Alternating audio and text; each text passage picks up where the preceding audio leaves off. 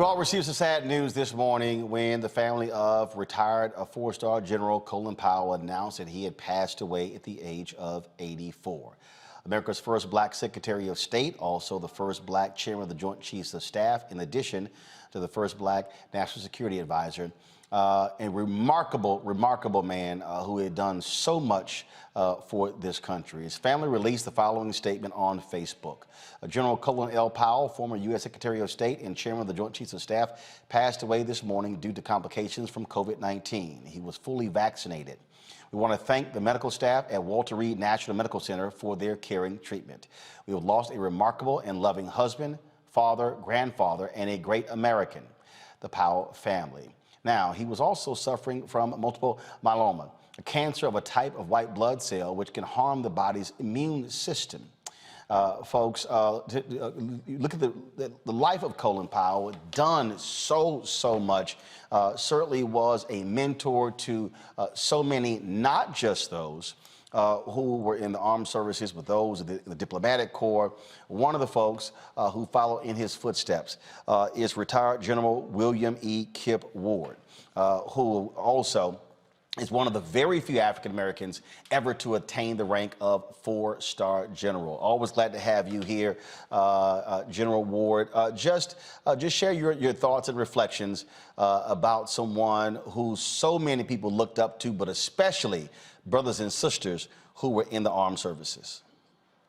Well, thanks, Roland. I'm certainly happy to be with you this evening, and sorry the occasion is what it is. By the way, I enjoyed your last segment as well. But getting to General Colin Powell, clearly a luminary. I've known him, of him, my entire military career. He's someone who we all respected, admired, and call him a godfather of sorts, clearly a mentor for who he was, what he was, his integrity, his character, and his passing is something that has touched all of us very deeply. Certainly members of the African-American and minority community of the armed forces, as well as the diplomatic corps. But in some very real aspects, much of America, if not all of America. We lost a luminary, one that is greatly respected and admired, and he will be missed. As I reflect on my understanding of him, truly it goes back to the early 70s, when as a young lieutenant, then captain in Korea, I knew of Lieutenant Colonel Powell. And although we weren't in the same brigade there in the 2nd Infantry Division, I knew him as being one of the 3 black commanders during that time frame in Korea. My association with him continued after that, when as a student at Fort Leavenworth, he came to the Command and General Staff College there and saw that there was no recognition of the Buffalo Soldiers and embarked upon a mission to make that a reality, and it did.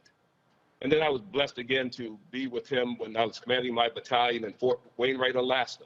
And he was the Forces Command commander after being promoted his 4-star and the 2nd black to get that rank. And he visited my battalion in Alaska. He told me, Kip, it's cold up here. Ironically, I was able to visit with him a few years later as a brigade commander, and he visited my brigade in Somalia. And his comment was, Kip, it's sure hot here.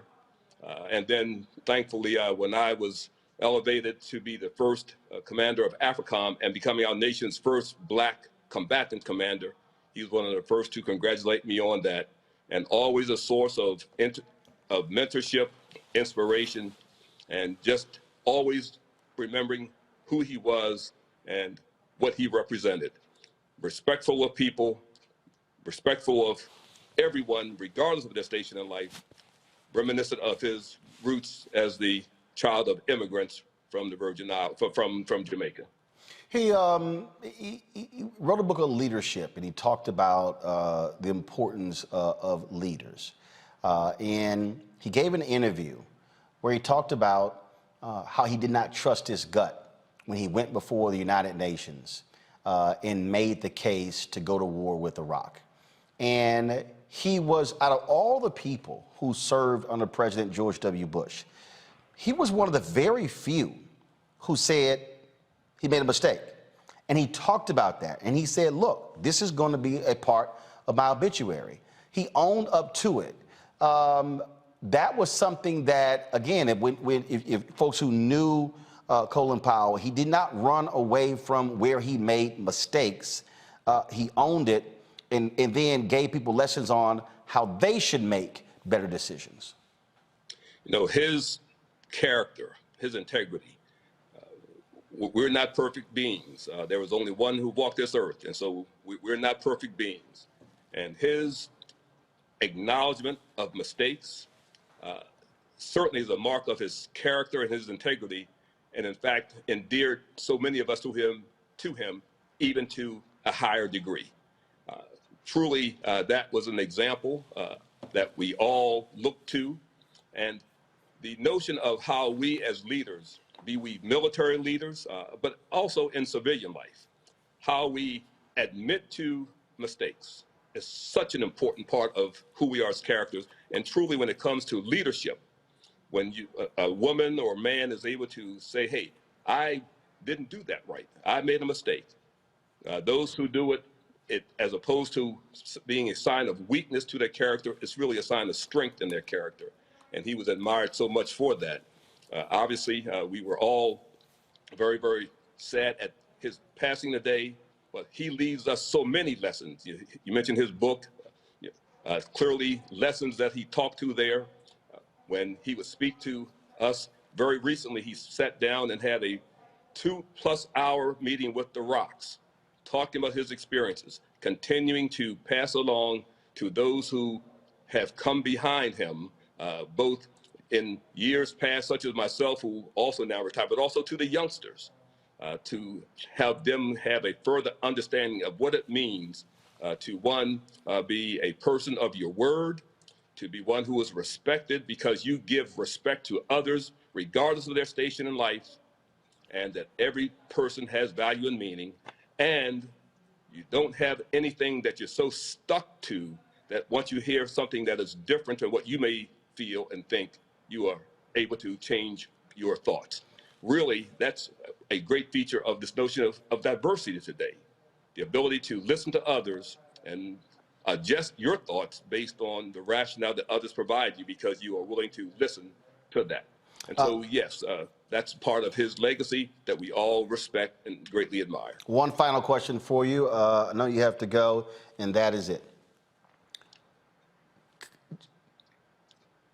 General Powell was a black Republican.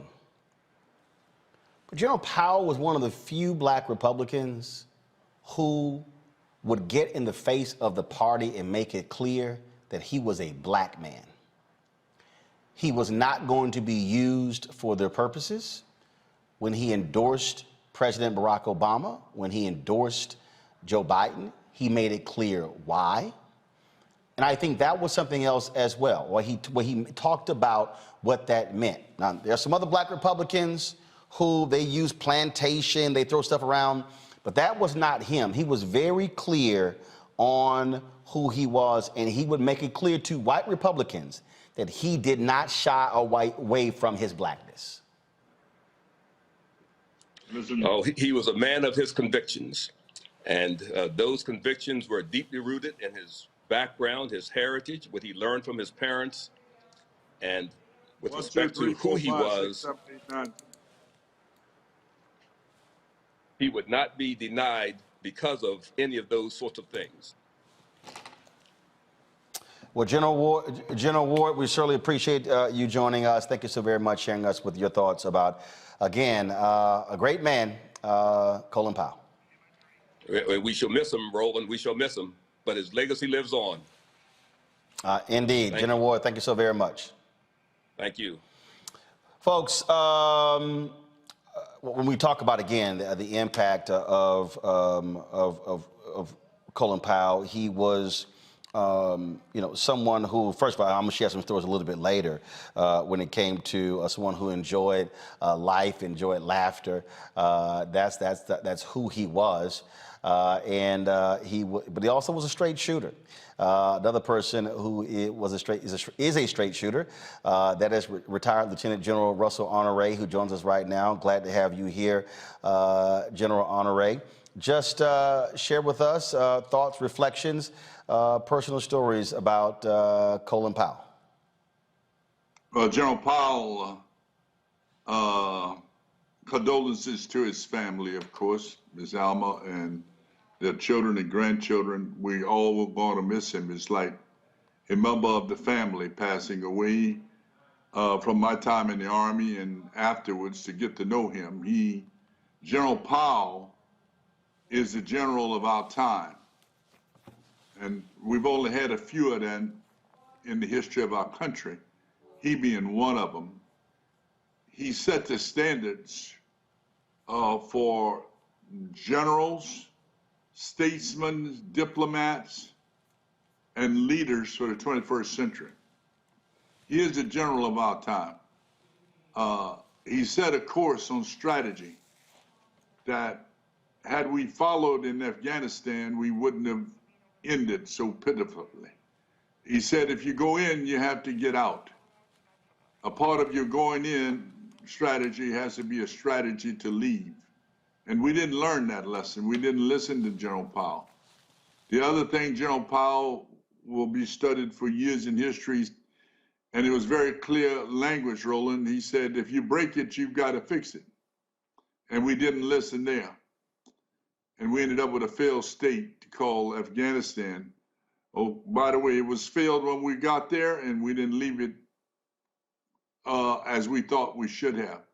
We didn't follow General Powell's guidance. But he was a true gentleman. He was a soldier's soldier. I was commanding a battalion in Desert Shield and Desert Storm at the port of Dammam. My job was to secure the ships coming in, Roland, and taking care of the troops until they went off into the desert to attack Saddam's army. And I had the 5th U.S. Corps and the 7th U.S. Corps unloading ships. General Powell came through. We had about 18,000 soldiers there when he arrived. And he said, Russ, what do you need? I said, sir, our soldiers need telephones. They're going to the Saudi hotels and paying $30 for a 3-minute call. And that's not right. We should be able to provide that because they're using the AT&T phone system that goes through the UK so they can call home. He said, Russ, we'll take care of that. We got to take care of the soldiers. And Roland, around the world from where he was in Washington, 36 hours later, their airplanes arrived with AT&T trucks at the port of Dammam, Saudi Arabia, so our troops could call home. He knew the right touchstones. He was connected to soldiers, and they loved him, Roland. He was a soldier's soldier. One of the things that people don't understand, he also had a huge sense of humor. He was not always Mr. Serious.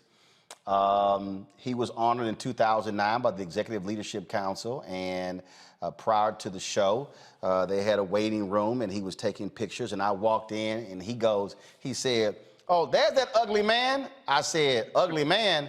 I said, I will cut your ass. I said, those 4 stars don't mean nothing to me. And so then when we had the program, we were introducing all the honorees. I told the story again. I told Colin Powell, I said, I cut your ass, and the whole room fell out, and I can still see he was just cracking up laughing at me telling this story to the other 3,000 people there. And so he absolutely had a sense of humor. Yeah, he had a way to connect with people. He was always the tallest man in the room, Roland, and I've been with him around many generals and elected politicians, but he had a way to stand out. His sense of humor, he could easily talk to a private or another 4-star general or a member of the cabinet, all within one breath, and made everybody feel that they were important and they were part of a team.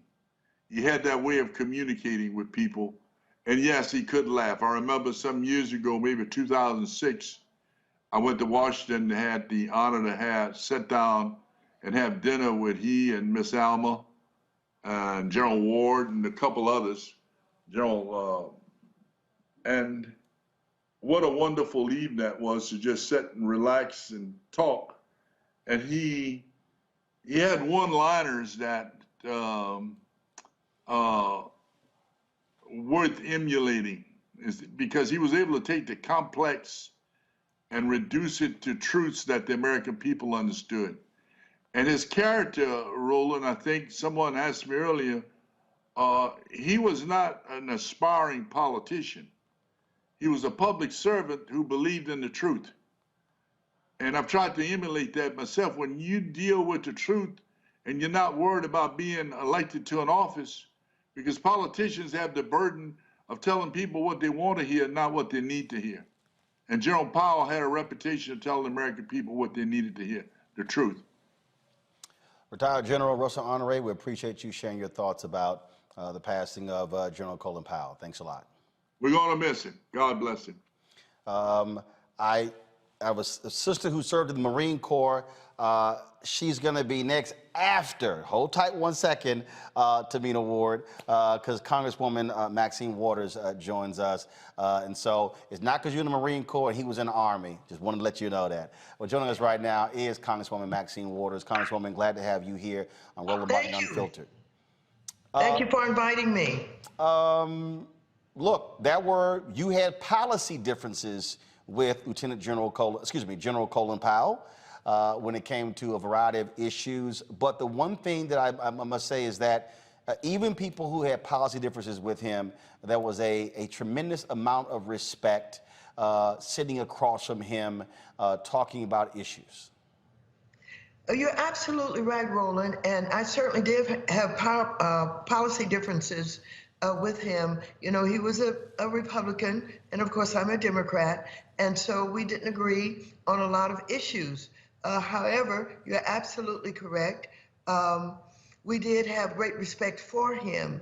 As a matter of fact, the more I think about it, I think more than having differences with him, I was jealous that this tremendous human being was a Republican and not a Democrat. And so I was jealous. And I wanted him to be, you know, in our party, working with us and bringing the wisdom that he had and his ability to lead, you know, with us. And so it was not so much the differences as it was so much the respect that I held for him that I wished was on our side. But eventually, of course, he did join in support of Obama. And it was, you know, because of Trump that I think he just couldn't take it anymore with the Republicans. And he did not agree, certainly, with the way Trump was providing leadership as president in this country. But I have a story to tell about him. And it's this. The last coup d'etat that took place in Haiti, where President Aristide was removed and ended up in Central African Republic. I saw Colin Powell in the hallway, and I was pretty angry at the time, and I said to Colin Powell, you assisted with getting Aristide out of Haiti and getting him up in the Central African Republic. Why did you do that? And he said, I did not do that. I said, yes, I understand that the French basically consulted you before, you consulted them rather, to take him because they had to get him out of Haiti. He said, no. I said, and he's up there and we don't know what's going to happen to him. He may get killed. We don't know what's going to happen. And so I said, you don't want to be responsible for that. And he said, I'm not, and he can leave anytime he wants to. And I said, I don't think so. And he said, oh, yes, he can. I said, well, I tell you what, I'm going and get him. And so he said, okay. And we parted. And then I remember I had to go up to Boston. I was dealing with, I think, the Haiti issue up there. But I was put in touch with, and I don't remember all of the details, with his chief of staff. And his chief of staff actually assisted me with getting the visas to get into the Central African Republic. And I always felt that he could not have done that but for being instructed to give me that assistance by Colin Powell. And so I went to the Central African Republic. We chartered a plane, Randall Robinson and I, and the attorney in Miami that had been the attorney to Aristide for so many years, and we had some members of the press with us, and we went up and negotiated overnight. And I won't get into all the details of the story, but we were able to get back out of there because a coup had just taken place up there. But I always believe, without Colin Powell telling me, that he assisted me in getting up to the Central African Republic safely. That certainly speaks volumes to the kind of man that he was. I asked this of General Ward, and I'll ask this of you. He also was one of the very few people who admitted the mistakes that he made by going to the United Nations and using his credibility, which is why the Bush administration wanted him to give that presentation. And he said he did not trust his gut instinct. He said he knew something was amiss. He didn't trust it, but he admitted to it. And he said it would be discussed when he passed away. He was always fully aware of what other people thought about integrity. And that story makes me remember what Max Robinson said when he was standing at Howard University in 1988. He's dying of AIDS. And he says to the students at Howard, never ever lose your integrity or your credibility, because in the end, that's all you've got. Wow, that's very profound. I want you to know that Colin Powell showed up at some event with the Congressional Black Caucus. And he wanted to take a picture, and they wanted to take a picture. And I was kind of standing aside, looking on. And Colin Powell and I always had this relationship where, you know, he thought I was a little bit leery of him, and I thought he was a little bit leery of me. And so I was standing watching as they were organizing this photograph that they were going to take. And so he beckoned to me and said, come on and get in this photograph. And I was a little bit hesitant, but I couldn't refuse him. And so I got into the picture with the rest of the members of Black Caucus and took the picture because Colin Powell wanted me to be in the picture with all of them. And so you're absolutely right. Despite the fact there may have been public policy differences, et cetera, everyone respected him. He was a symbol of success. He was a symbol of an African-American man who had made it to the top and was not only a hard worker, but someone that people could trust. And I know that the way that he was misused in, you know, showing the pictures of the ammunition, what have you, that was in Iraq, it was almost like a setup. And he never ever, you know, he never ever got over that quite. And he knew that this would be recorded in history in ways that would undermine all of the work that he had done, all of the credibility that he had gained. And so it was unfortunate that it happened. I didn't know that he said he should have listened to his first voice, but I do know it was so unfair to be misused that way, and he regretted it always. Congresswoman Maxine Waters, we certainly appreciate you joining us for us this paying tribute to retired General Colin Powell, passed away at the age of 84. Thanks a lot.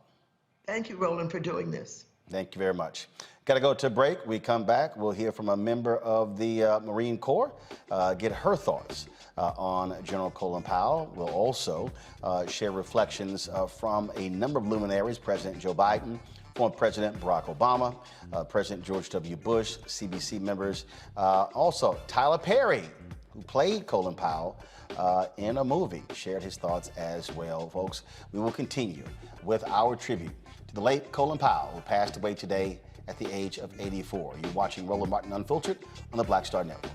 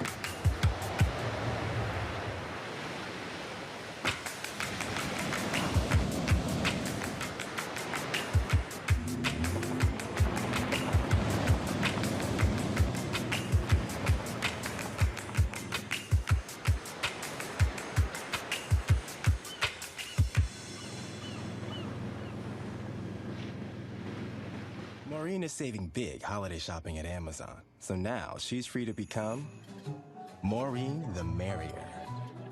Food is her love language, and she really loves her grandson. Like, really loves.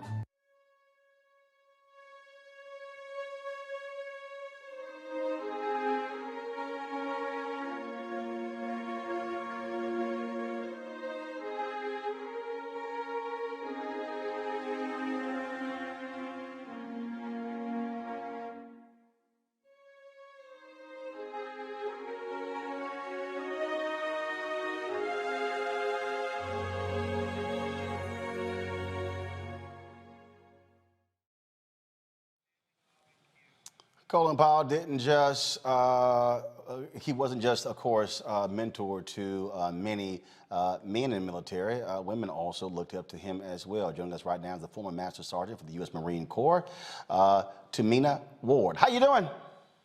I'm doing well. How are you? Doing great. Just share with us, again, your thoughts on the passing of a great American hero, Colin Powell. Great American hero is right. Talking about legacy, impact, quick story. So I joined in 2001 while he was the Secretary of State. And I joined the Marine Corps and I didn't know anything about rank structure or anything, but I would see him on television, watch the interviews and say, wow, he is in such a high position of leadership and he looks like me. So, you know, by being able to see someone, there's no greater promise that tells me that I can be something, especially in the military, especially being African American, than by showing me. And that's exactly what General Powell did. Now, in the military, you know, he was Army, and in the branches of service, sometimes we have banter, friendly banter back and forth. But when you see a leader and you understand what a leader actually does and the legacy that they're doing, you respect it. And he was so well respected from all of his everything that he did in the military, but also in the community, from helping and understanding the importance of education. I joined the military because of education, and he understood that pouring into the children of today meant saving the world tomorrow. And I'm just so very grateful to have been able to watch him throughout my career, be able to be inspired by him throughout my career. And, you know, there is nothing like the legacy that he is leaving behind.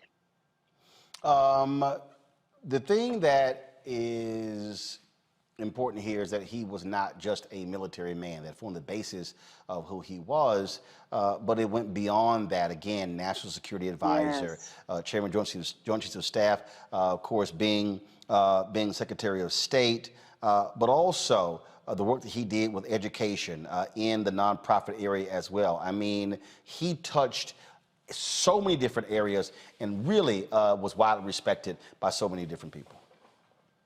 Yes, and what I loved so much is that he knew that together we can make a difference. So I love the way that he involved the community, involved the Boys and Girls Club, involved local businesses and said, hey, we all have a responsibility in training, in mentoring, and teaching our young children. They are the future. So together we have to do this as a team to mentor and bring up these children, because understanding the importance of what we're doing today is going to affect many years to come. And with his work, the time that he put in, the effort that he put in, bringing everyone together, and the accountability that he put on us as a community, as a world, to make a difference is just phenomenal. Phenomenal man, phenomenal legacy, phenomenal life. Indeed. Tamina Ward, we surely appreciate you joining us, sharing your thoughts, and contributing to this tribute to Colin Powell. Thank you so much. Makongo, Georgia, I'll get your perspective as well. And so, Makongo, you first. When I got the news this morning, man, I was stopped just dead in my tracks, to be quite honest. And I didn't expect to have that kind of reaction because, you know, I just stopped and I was like, this man has been a part of my life, like all of my adult life. He was a presence there for me, right? And, you know, never met him or anything like that. But as a young person growing up, and we looked up for so many entertainers, athletes and musicians, he was like one of the only like 2 or 3 non-entertainer black male profiles out there that I could really look to and aspire to. And so I really had a lot of respect for him for decades, like so many other people have mentioned. And I think it's also important to mention that he didn't care what your party affiliation was. If he felt that you were doing harm to America, he would speak up. Case in point, when you look at Sarah Palin, you saw that, John McCain also had the military background, Republican and so on and so forth. But Colin Powell saw back then that she could be the type of person who could help lead towards a January 6th type insurrection. He didn't just look at her as a joke. He looked at her as a danger. He knew about this type of stuff back then. When you look at his endorsement of people like former President Obama and the like, he stood up for truth. He stood up for what was right, and we need more of that. So I'm really saddened to hear about his passing. I'm really saddened to hear about just the fact that people didn't fully understand him, as well as the other people that you've had on tonight to give such a powerful tribute.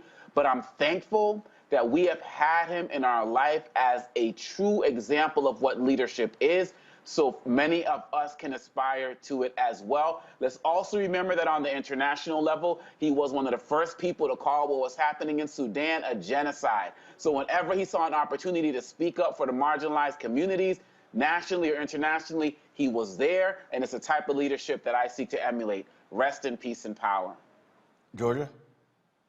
Well, it's a sad, sad day because there will never be another Colin Powell. And I think just his philosophy on leadership, if you've ever had a chance to read his books, he broke leadership down so simply. He one of his quotes is, leadership is solving problems. And I think if more politicians looked at him as an example of true bipartisanship, we would be a lot further along as a country. But what he displayed, he was one of those leaders that truly led by example, and he did so with integrity and using his position to speak truth to power. There just will never be another Colin Powell. And so although I'm very, very saddened by his passing, I also think that it's a very fitting time to celebrate his legacy. Indeed. I reached out to the NAACP. He was honored in 2011 with the highest medal, the Sping On Award. They posted this on their Instagram page. This was his speech that year. Thank you. Thank you. Thank you. Thank you so much. Thank you. Thank you. Thank you. Thank you. Thank you so much. Thank you, Ben. Thank you, Haley, and my thanks to the NAACP for this award. It's a great honor to receive this from an organization that means so very, very much to me. I especially thank you for paying tribute in the video to someone just as deserving of this award as me, my partner, my wife for 49 years, Alma. Thank you.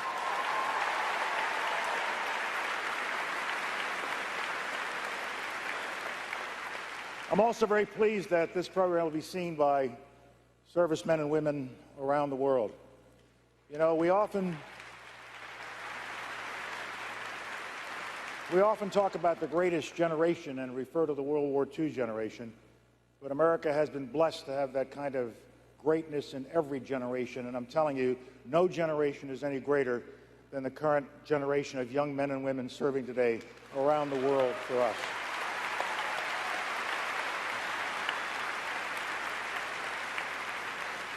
I'm a professional soldier, and I entered the Army just a few years after segregation ended in the early 50s. And the Army was perhaps the most progressive social institution in our nation in terms of equal rights for all. And they explained it to me very simply when I entered the Army. They said, now listen, we don't care if you're black or white. Don't give us any hard luck stories about being a son of immigrants, born in Harlem, raised in the South Bronx. We don't care. The only thing we care about is performance.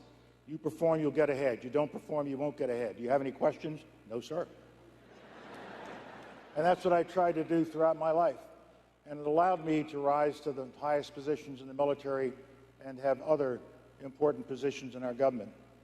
But I know absolutely for a fact that it isn't just what I did, it's what those who went before me did.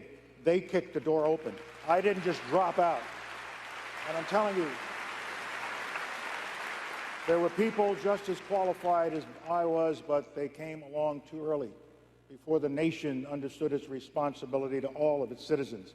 And so I pay tribute to the men and women who served in America's armed forces for some hundreds of years before my turn came. And I also pay tribute to all of the leaders of our civil rights revolution who broke the doors open for me. And no organization, no institution was more important than the NAACP for what it's done for over 100 years. Now, people think it's over. You become chairman, you become Secretary of State, everything's okay. No, everything is not okay. We still have youngsters who are in desperate straits. We have youngsters who need a quality education, who need health care, who need us to surround them with love.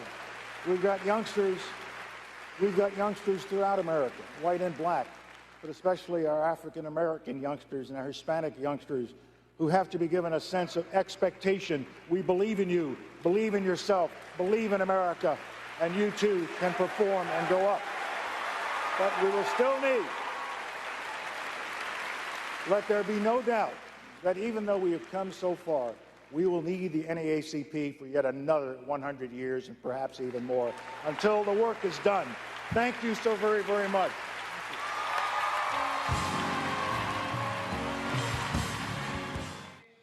And just so folks know, that was not just, oh, he was saying that because he was on stage. Earlier that day, I sat down with General Powell for this interview that aired 10 years ago on TV One's Washington Watch, and I asked him that very question. Days when you hear people say, President Barack Obama's in the White House, there's no need for the NAACP, no need for the National Urban League. Everything is just wonderful. Those places can close up shop. Yet I never heard anybody say when Senator Lieberman was running for vice president that if he wins, no need for the ADL. If Senator Clinton won, no need for a national organization of women. Well, there's a greater need than ever, but in a different kind of way. So many minorities have been successful. And when you look at the African American community, look at the two of us. Look at what's going on elsewhere in our country. We have a president who is African American, and we have corporate leaders. And another distinguished person is being honored tonight, Dr. Benjamin, who is the Surgeon General of the United States of America. But when you look away from this success and into our inner cities and into some of our rural areas, we still see minorities who are trapped. They're trapped in bad economic circumstances, they are trapped in bad educational circumstances, and they are trapped in communities and families that can't give them the kind of support that Roland, you and I got when we were coming up. And so we got to keep working. We got to reach down to these young people and bring them up. But we also have to put the burden on them and tell them, look, we want you to be successful.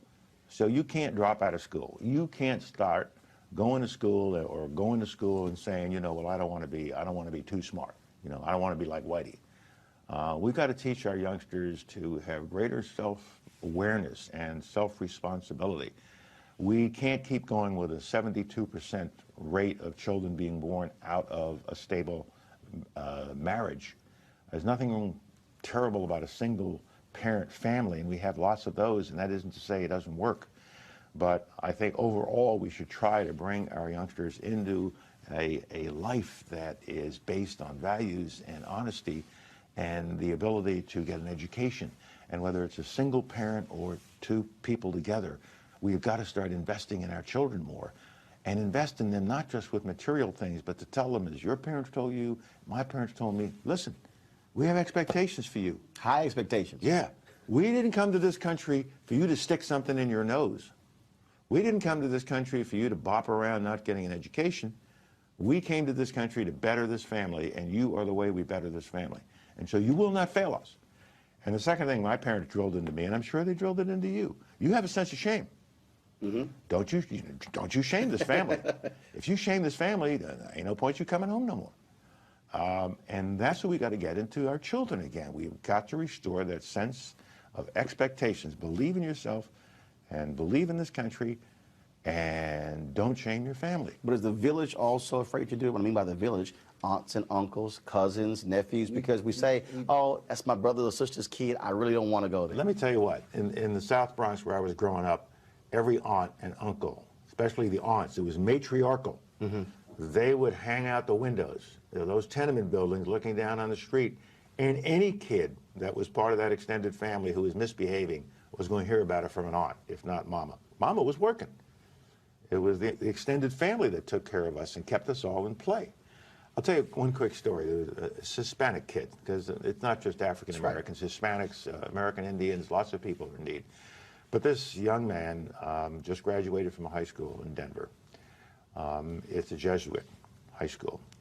And he came from a difficult background, and he became the valedictorian. And everybody in that class, 80-something students, are all going to college. So he's being interviewed on television. And they said, well, how did you make it? How did you do it? And he said two things. He said, one, I was never, ever given the opportunity to fail. My parents, my coaches, my teachers, they refused to let me fail. We've got to get that kind of you can't fail structure into the life of every one of our youngsters. And then he said something else. He said, my parents are immigrants. They didn't do very well in education. They didn't go to high school or anything like that. He said, by me finishing high school and now going to Georgetown University, I have changed the history of my family. And his children will be achievers. So what we have to do is to not let any of our children fail by giving them the support they need, the education they need, and let them know that they have the opportunity to change the history of their family and change the history of this country. When I come back, I'm going to talk with the panel about his commitment to education and children next, as we continue to pay tribute to late General Colin Powell, who passed away this morning at the age of 84. You're watching Roland Martin Unfiltered on the Black Star Network. Oh, that spin class was brutal. Well, you can try using the Buick's massaging seat. Oh, yeah, that's nice. Can I use Apple CarPlay to put some music on? Sure, it's wireless. Pick something we all like. Okay, hold on. What's your Buick's Wi-Fi password? Buick Envision 2021. Oh, you should pick something stronger. That's really predictable. That's a really tight spot. Don't worry, I used to hate parallel parking. Me too. Hey. Really outdid yourself. Yes, we did. The all-new Buick Envision, an SUV. Betty is saving big holiday shopping at Amazon. So now, she's free to become Bear Hug Betty. Settle in, kids. You'll be there a while. Ooh, where you going?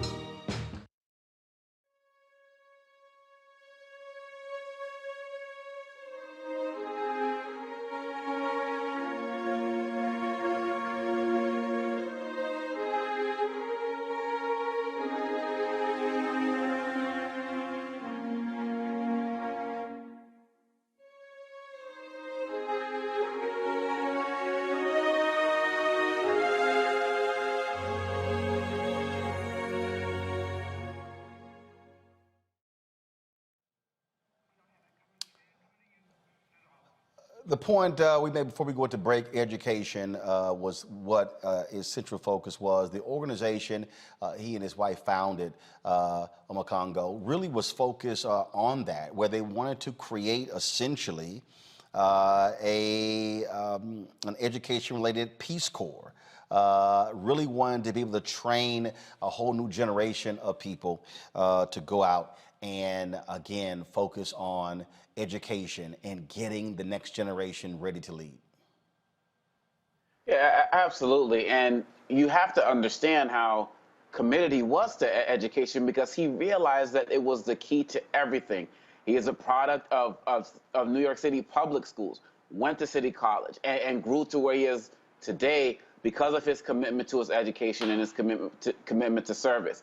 And so when he's traveling and doing all of his work and service around the world, he's not just seeing everything from a military perspective. He's seeing everything from the ability to provide opportunities for next generations of leadership in other countries as well as in the United States. And so for him and his wife to be involved in this type of commitment, it's because they lived that life and they saw what's possible. One of the stories I heard today was that so many people approached him growing up and they said, oh my goodness, you're so incredible. When did you graduate from West Point? He was like, I never went there, right? Because he realized that with education and service, you can rise to the top and do anything. And he wanted that opportunity for young people, not only in the United States, but across the world. Well, the thing here, Tamina, he went to a city college. He didn't go to an elite institution. He didn't go to the Harvards and the Yales or yes to West Point. And so he would often talk about what that education meant to him. Absolutely. And, you know, by him going to a city college, that just validated even more every time he told the kids and told the community how much of an impact that they had, that they could, because of, you know, not going to that Harvard or not going to that high level college. That just validated that much more that you can come from little to nothing and you can be someone. He's the prime example of coming from less than and ending up with greater than, ending up being greater than. Such a powerful story of not having and being able to create out of nothing. Georgia.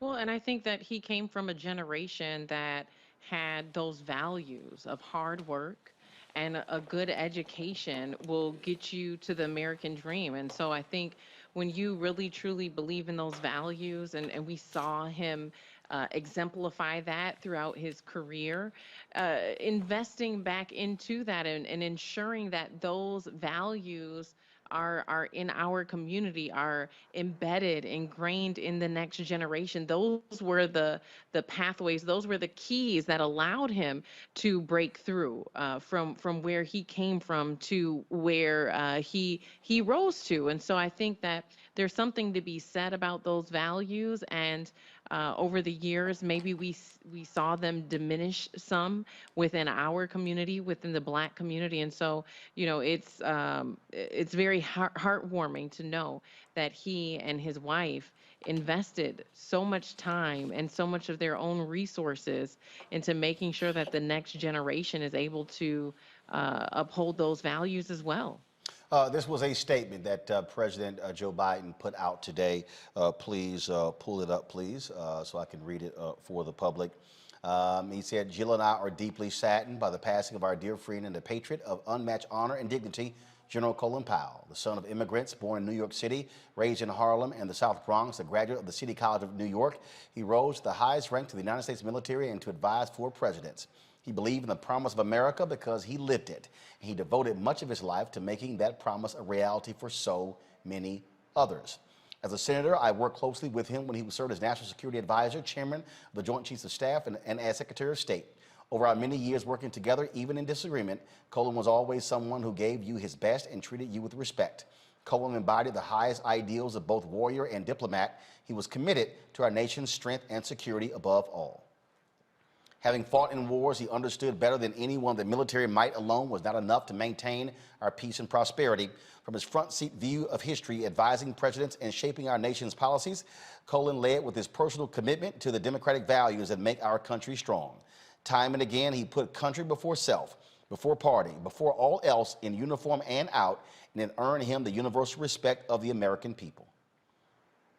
Having repeatedly broken racial barriers, blazing a trail for others to follow in federal government service, Colin was committed throughout his life to investing in the next generation of leadership. Whether through his care for the women and men serving under his command and the diplomats he led, or through the work he shared with his wife, Alma, at the Americans Promise Alliance to lift up young people, or through his years leading the Eisenhower Fellowships, Colin's leadership always included a focus on future. Above all, Colin was my friend, easy to share a laugh with, a trusted confidant in good and hard times. He could drive his Corvette Stingray like nobody's business, something I learned firsthand on the racetrack when I was vice president. And I am forever grateful for his support of my candidacy for president and for our shared battle for the soul of the nation. I will miss being able to call on his wisdom in the future. Jill and I are sending all of our love and strength to Alma, their children Linda, Anne-Marie, and Michael, their grandchildren, and the entire Powell family. Our nation mourns with you. Colin Powell was a good man, and he will be remembered as one of our great Americans. And of course, the president ordered flags to be flown at half-staff in honor of Colin Powell. There have been only 2 people in American history who have been awarded the Presidential Medal of Freedom twice. Well, Colin Powell was one of those individuals awarded by President Clinton as well as President Bush. Here is one of those ceremonies. Unsurpassed leadership and judgment in difficult times. A deft manager and forthright counselor, he personifies the ideal of the soldier statesman, serving the president and the nation with personal integrity, political judgment, and military skill. As the architect and manager of Operations Desert Shield and Desert Storm, he oversaw the vindication of principle, the defense of Saudi Arabia, and the liberation of Kuwait. The United States honors this professional servant of peace and freedom.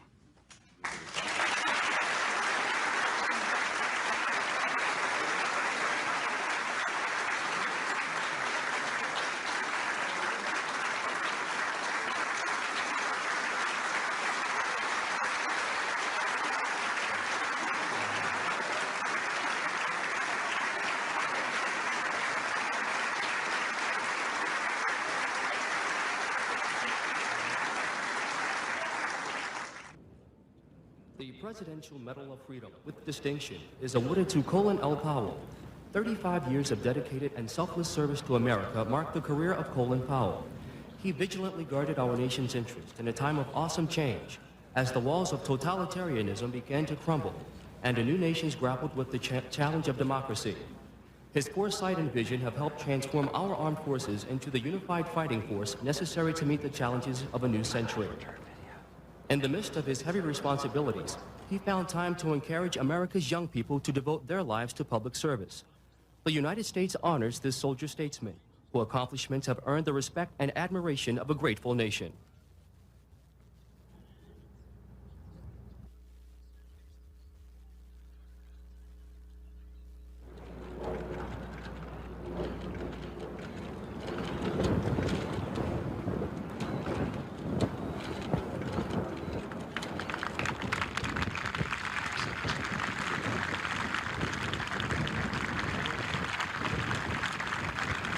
Ladies and gentlemen, General Powell has also been awarded the Department of Defense Distinguished Service Medal and the Distinguished Service Award of each branch of the Armed Services.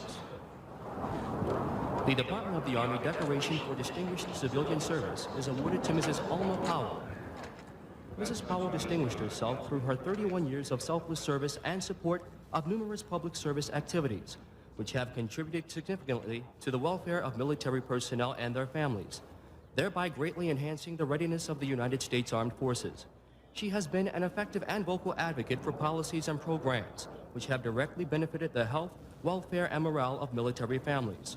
For over 3 decades, she has given freely of her time and talent to such organizations as the American Red Cross and the Armed Forces Hostess Association, and as a current member of the Ronald McDonald House Board and the National Military Family Board of Advisors.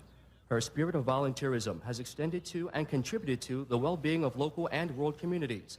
In addition, she is a much sought-after speaker who has devoted time as a speaker to groups in and around the capital area. Mrs. Powell's caring and unselfish service reflects great credit upon herself and the United States Army.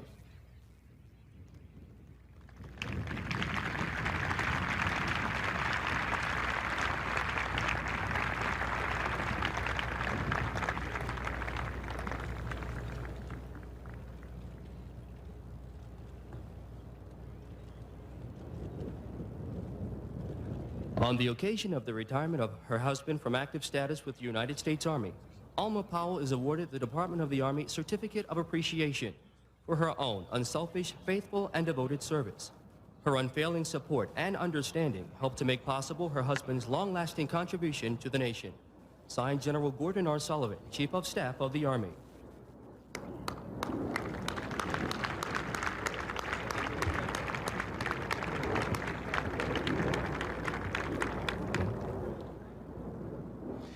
This is a statement that President Barack Obama released years ago when he was asked to reflect on his own life. General Colin Powell described himself as first and foremost a problem solver. It was true, of course, but he was far more than that. General Powell was an exemplary soldier and exemplary patriot. He was at the center of some of the most consequential events of our lifetimes, serving 2 decorated tours in Vietnam, guiding U.S. strategy in the Gulf War, serving as National Security Advisor, Chairman of the Joint Chiefs of Staff, and Secretary of State, offering counsel to 4 presidents and helping shape American foreign policy for decades. Along the way, General Powell helped a generation of young people set their sights higher. He never denied the role that race played in his own life and in our society more broadly. But he also refused to accept that race would limit his dreams. And through his steady and principled leadership, helped pave the way for so many who would follow. It was the way Colin would saw the world, not as a starry-eyed idealist, but as someone with deep and abiding faith in this country and what it stands for that made him such a central figure. On a personal level, I was deeply appreciative that someone like General Powell, who had been associated with Republican administrations in the past, was willing to endorse me in 2008. But what impressed me even more was how he did it. At a time when conspiracy theories were swirling with some questioning my faith, General Powell took the opportunity to get to the heart of the matter in only a way he could. The correct answer is he is not a Muslim, he's a Christian, General Powell said. But the really right answer is, what if he is? If there's something wrong with being a Muslim in this country, the answer is no, that's not America. Is there something wrong with some 7-year-old Muslim American kid believing that he or she could be president? That's who Colin Powell was. He understood what was best in this country and tried to bring his own life, career, and public statements in line with that ideal. It's why, for all the battles he fought and problems he saw, Michelle and I will always look to General Powell as an example of what America and Americans can and should be if we wish to remain the last best hope on earth. Our family sends our thoughts and prayers to Alma, their 3 children and grandchildren, and everyone mourning his loss today. On that particular point there, Georgia Omakongo, as well as Dwayne, I really want to focus on this because that it was powerful when he went on Meet the Press and he made that statement. When he spoke so strongly and convincingly on this issue, this is what he said. I'm also troubled by not what Senator McCain says, but what members of the party say. And it is permitted to be said such things as, well, you know that Mr. Obama is a Muslim. Well, the correct answer is he is not a Muslim. He's a Christian. He's always been a Christian. But the really right answer is, what if he is? Is there something wrong with being a Muslim in this country? The answer is no, that's not America. Is there something wrong with some 7-year-old Muslim American kid believing that he or she could be president? Yet I have heard senior members of my own party drop this suggestion. He's a Muslim and he might be associated with terrorists. This is not the way we should be doing it in America. I feel strongly about this particular point because of a picture I saw in a magazine. It was a photo essay about troops who are serving in Iraq and Afghanistan. And one picture at the tail end of this photo essay was of a mother in Arlington Cemetery. And she had her head on the headstone of her son's grave. And as the picture focused in, you could see the writing on the headstone. And it gave his awards, Purple Heart, Bronze Star, showed that he died in Iraq, gave his date of birth, his date of death. He was 20 years old. And then at the very top of the headstone, it didn't have a Christian cross. It didn't have a Star of David. It had a crescent and a star of the Islamic faith. And his name was Kareem Rashad Sultan Khan. And he was an American. He was born in New Jersey. He was 14 years old at the time of 9/11. And he waited until he can go serve his country, and he gave his life. Now, we have got to stop polarizing ourselves in this way. Georgia, that is the kind, that's what you call a person of integrity. Yeah. Absolutely. And I think that we should all take notes because our nation has continued to be polarized. I mean, even looking at the attack on the Capitol on January 6th, we continue to see a portion of our nation that feels like if it's not white, it's not right. And we are more than that. We are a diverse country. We almost everyone here is from somewhere else, you know, and so to get to this place where we truly embrace each other as humans, and set aside these differences and learn how to appreciate one another. And I think that's what he was getting there at the essence of looking at the character of a person and not their religion, not their race, not their socioeconomic status, or even their education status for that matter, but looking at the character of a person, and defining them by that. And if we could just take that as a lesson from him and the legacy that he leaves behind, I think we would all be in a much better place. Domina, go ahead. Absolutely. I absolutely agree. It does. It just deeply speaks to integrity of his soul, understanding and defending, our backgrounds, our religions, even in the military, we've had to fight throughout the years to stand up for who we are on the inside at times. And I think that that was such a great example of him fighting for the president while he endorsed him, because he understood who he was on the inside. It did not matter, what everyone thought that he was. It only mattered what he was going to do for this country, and he deeply supported that. And that statement really meant such a difference in the presidency. Omokongo. I talk often about the importance and the need to find common ground in these uncommon times. When we see how this man, how this leader, how this hero is celebrated across the aisle, from military to civilian, every single area of society is paying this man respect. It needs to be an example, like Georgia talked about. When we see great individuals like Tamina, and thank you for your service as well. General Powell, Secretary Powell showed us through his life, him and his wife Alma, they have showed us what is possible. After we finish praising him today and tomorrow, and after the services that will happen for him, we need to all look at our individual lives and ourselves and say, what can we do to better further peace in this society? They could have formed an organization focused around more military training because he believed that's a great way to serve the country, and of course it is. But they focus on the service side, the educational side, the diplomacy side, because they believe that through courageous conversations, through doing the work, we can create communities where everybody can be celebrated and not tolerated. Folks, again, other tributes. This is President George W. Bush, his statement that he released upon the passing of Colin Powell. Please pull it up. Laura and I are deeply saddened by the death of Colin Powell. He was a great public servant, starting with his time as a soldier during Vietnam. Many presidents relied on General Powell's counsel and experience. He was National Security Advisor under President Reagan, Chairman of the Joint Chiefs of Staff under my father and President Clinton, and Secretary of State during my administration.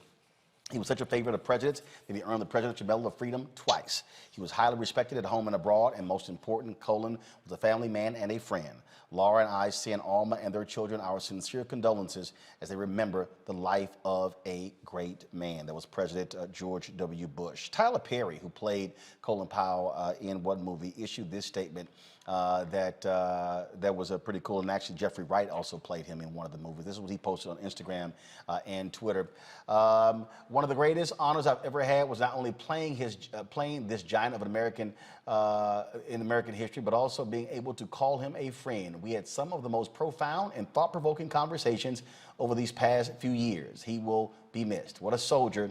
What a man, what a legacy. The person who followed him, the Secretary of State, Condoleezza Rice, she issued this statement on her Instagram page. Pull it up, please. Today, our nation mourns the passing of a truly great man. Colin Powell spent the entirety of his life in service to his country. He was a trusted colleague and a dear friend through some very challenging times. His devotion to our nation was not limited to the many great things he did while in uniform or during his time spent in Washington. Colin and his wife, Alma, were especially dedicated to and proud of the Colin Powell School for Civic and Global Leadership at the City College of New York, a place very near and dear to his heart. Much of his legacy will live on in the countless number of young lives he touched. My hearts and prayers go out to Alma, his children, and his grandchildren. May God bless you and keep you. Rest in peace, my dear friend. Here's a statement from the highest-ranking African-American in the House, Congressman Jim Clyburn of South Carolina. We're going to pull that up right now for you as well, folks. Let me know when that statement is ready. All right, so we're going to have in just a second. The nation has lost a consummate soldier, a committed public servant, and a real patriot. Colin Powell's storied career was one of clearing hurdles and smashing through glass ceilings. Becoming the first African-American chairman of the Joint Chiefs of Staff at such a young age is a testament to what unbiased actions can wrought. I admired Colin and shared his love and respect for historically black colleges and universities, and considered it one of the highlights of my career to have introduced him when he delivered the commencement address at my alma mater, South Carolina State University, several years ago. He spoke then, as he often did, about the significant role that little HBCUs have historically played in producing general officers for the country's armed service. I am proud to have known Colin and extend my sincere condolences to his wife, Alma, daughters Linda and Ann, and his son Michael, with whom my family has enjoyed a close professional relationship. He will forever be remembered in the annals of American history. That's Majority Whip Jim Clyburn. As I said, folks, numerous people spoke out on him. One of the people who was deeply touched by him, one of those African Americans who attained the rank of 4-star general, and that is Lloyd Austin, retired General Lloyd Austin, who is now the Secretary of Defense. I texted him earlier today. He was traveling in Europe, but he made this statement to the reporters assembled. The video, please. The world lost one of the greatest leaders that we have ever witnessed. Alma lost a great husband, and the family lost a tremendous father. And I lost a tremendous personal friend and mentor. We will certainly miss him. I feel as if I have a hole in my heart just learning of this just recently. First African-American chairman of the Joint Chiefs, first African-American Secretary of State, a man who was respected around the globe and who will be, quite frankly, it is not possible to replace a Colin Powell. We will miss him. Again, my thoughts and prayers go out to the family, and we're deeply, deeply saddened to learn of this. Thank you. Final thoughts here with our panel, and I'll start with you, Omokongo. There were very few people I can think of during my lifetime that in D.C. that when they spoke, it was sort of like that old commercial when E.F. Hutton talks, people listen. There were very few people who, when they made the Sunday morning shows or when they gave an interview, you waited to hear what he had to say. You waited to hear his perspective. That is the kind of stature that Colin Powell had. Absolutely. And it's just the wisdom, the compassion, and the desire for just for all of us to be better than people say we can be. He wanted to bring people together, and he brought people together. And one of the statements, I think it was from former President Bush, that the statements that you read, said one of the words that we haven't shared tonight, but which is obvious, and that word of patriot, right? And when you look at all of these ridiculous commentaries about patriotism today with these traitors and insurrectionists and people trying to embrace themselves an American flag, and they're terrorists and they're using terms like patriot, today we are recognizing a true patriot who represents what it means in every sense of the word, militarily, on the civilian side, whatever it took to further the advancement of people in this society and beyond. Colin Powell was about that. Secretary General Colin Powell was about that. And we need to emulate that to the best of our ability in every space that we occupy. And as cliche as it sounds, that's how we're truly going to make the world a better place. I'm glad you said that, because Ms. Ward? So, through his sweet entire soul of sacrifice. Sweet soul of sacrifice is how I see General Powell. He often talks about expectations and examples, and that's exactly what he did for us. He, showing us how in order to be more, we had to do more, and then we could have more. So leaders leading by example, such a phenomenal man.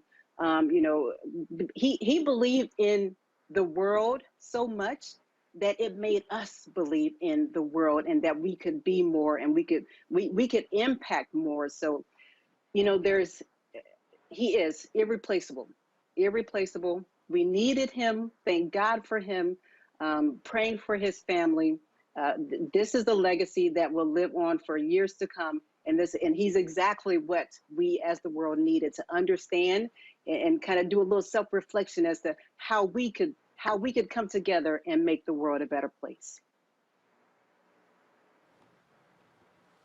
Yeah, I would echo everything that was just said. And to add to that, to build on that, you know, this is a legacy that transcends generations. This is a legacy that transcends different races. Even though throughout his entire career, we saw him break down these racial barriers, right? He's not going to be remembered as a great black man. He's going to be remembered as a great man.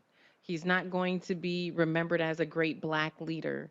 He's going to be remembered as a great leader. He transcended so many divisions, I think, that have plagued our nation for so long. And I truly hope with his passing, he inspires, especially those who are serving in public offices, those who are in political seats. I truly hope his legacy inspires them to uphold the integrity and the leadership that he held throughout his career.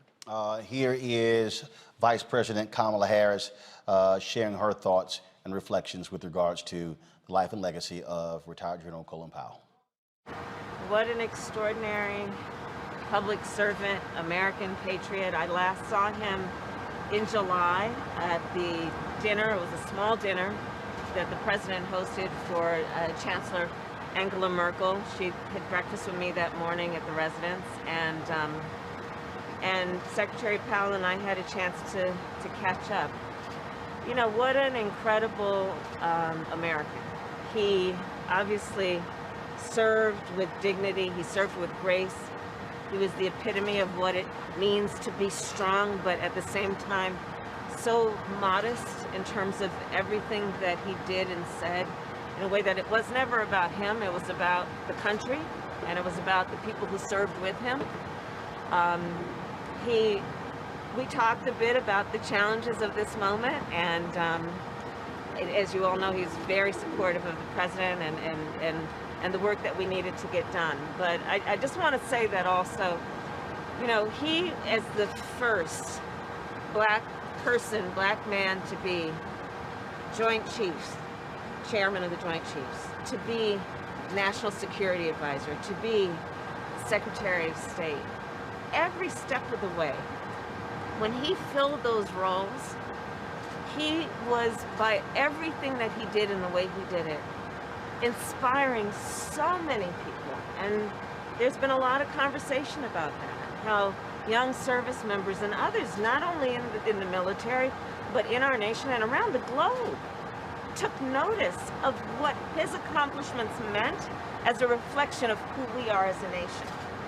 And I think that's one of the most important things to take away, which is that he broke so many barriers, and those barriers were not easy to break by any stretch, but he did it with dignity, he did it with grace. And because of what he was able to accomplish, it really did elevate our nation in so many ways. So may he rest in peace. Folks, on tomorrow's show, we are going to air for you the interview that I did in 2011 with retired General Colin Powell. We sat down in Los Angeles when he was honored by the NAACP. We showed you one clip. We want to show you the full interview, and so we'll have that for you tomorrow. Tomorrow, in fact, I'll be broadcasting from Atlanta, where Operation Hope is going to be having the Global Hope Forum, and so we look forward to that as well. And so It has been certainly a sad day for many as they reflect on losing a great man. General Colin Powell dying at the age of 84. Certainly condolences go out to his wife, Alma. I had an opportunity to have her on my TV One show, News One Now. I know their son, Michael, very well. I'll be reaching out to him later tonight, expressing my condolences personally. Of course, Michael, former head of the FCC. And so, again, there's no one, you know, we've heard this numerous times from people today on the show. There is only one Colin Powell. When you heard all of those awards that he's been given, all the accolades that he's achieved, there is only one Colin Powell. And in fact, I had the chance to meet him first in 1989 when he headed the U.S. Strategic Command. I think that's the name of it. Based in Tampa, and he had just gotten named head of the Joint Chiefs of Staff. He spoke at the National Association of Black Journalists Convention in 1989. Got a chance to shake hands with him and speak to him, and so it certainly was an honor, and I appreciate it. All of the times that I would see him since then. 2009, when we were at the inauguration, he was nearby, and I convinced him to come on CNN. And it was quite interesting because he was ready to go, and so really convinced him. And so he sat down to do the interview with me. Then they were like, well, no, Wolf was going to do the interview. And probably about 10 minutes in, he was waiting. He said, hey, y'all need to come to me now or I'm leaving. I know how this thing works. They quickly came to him. When he got done, matter of fact, when he got done, I got done as well. I was like, oh, so y'all not going to have me interview Colin Powell after all that work I did? Well, hell, I'm going on TV One. That's exactly what I did. But let me tell you what happened. So we were walking off, and so another TV producer tried to block him from walking off because he wanted to do an interview with him. And Colin Powell's like, no, I'm leaving. So this guy he blocks General Powell. And then all of a sudden, General Powell goes, wait, I'm feeling unsafe, and grabs this dude by both of his shoulders and said, I'm leaving, and moves the dude aside. And I stepped in like, say, bro, it was a white producer. I was like, say, man, get your damn hands off. General's like, I got this, and just move him out of the way. And so don't get all the rest of that stuff. All y'all watching him, you know, he was with presidents and stuff. He was still a bruh. Don't get it twisted. He was still a bruh, just letting you know. And so definitely going to miss that great smile of his laughter. And he leaves all of us with great memories. And so we'll be sharing some of those photos with us of him tomorrow. And again, that interview that I did with him 10 years ago on TV One. Folks, for everyone here, Roland Martin Unfiltered and Black Star Network, we thank our panel as well, all of our guests. And again, thoughts and prayers go out to the family of the late General Colin Powell, dead at the age of 84.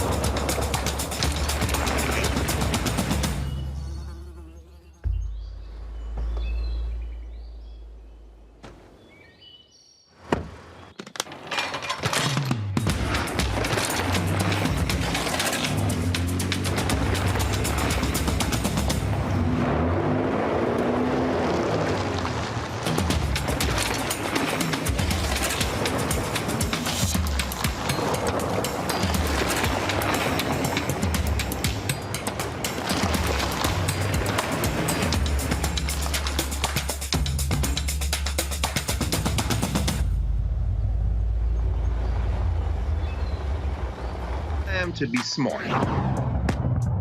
Roland Martin's doing this every day. Oh, no punches! Thank you, Roland Martin, for always giving voice to the issues. Look for Roland Martin in the whirlwind, to quote Marcus Garvey again. The video looks phenomenal, so I'm really excited to see it on my big screen. Support this man, Black Media. He makes sure that our stories are told. See, this difference between Black Star Network and Black-owned media and something like CNN. I got to defer to the brilliance of Dr. Carr and to the brilliance of the Black Star Network. I am rolling with Roland all the way. Honored to be on a show that you own. A Black man owns the show. Folks, Black Star Network is here. I'm real revolutionary right now.